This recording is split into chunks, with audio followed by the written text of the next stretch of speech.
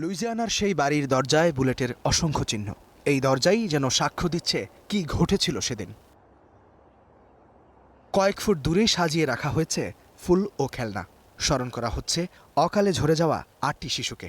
যে পরিবার ছিল তাদের পরম আশ্রয়, সেই পারিবারিক কলহই কেড়ে নিল তাদের প্রাণ। রোববার ভোরে লুইজিয়ানার শ্রিফপোর্ট শহরে বাবার গুলিতে প্রাণ হারান বিভিন্ন বয়সী ৭ ভাইবোন।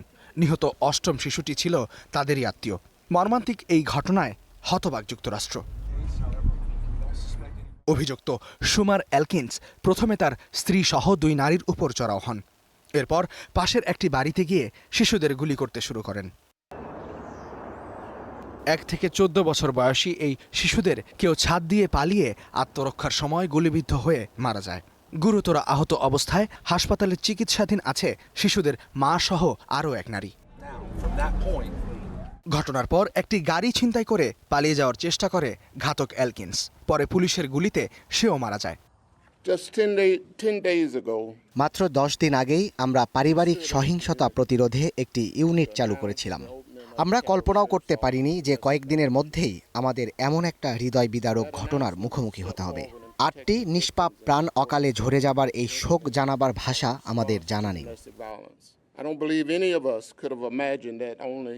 এই মর্মান্তিক ঘটনায় শোক জানিয়েছেন যুক্তরাষ্ট্রের স্পিকার মাইক জনসন।